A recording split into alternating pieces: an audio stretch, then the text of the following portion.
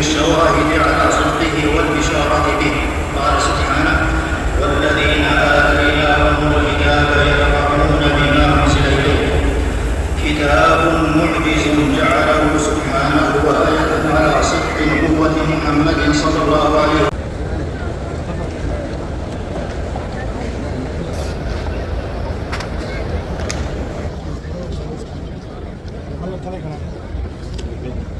Thank you.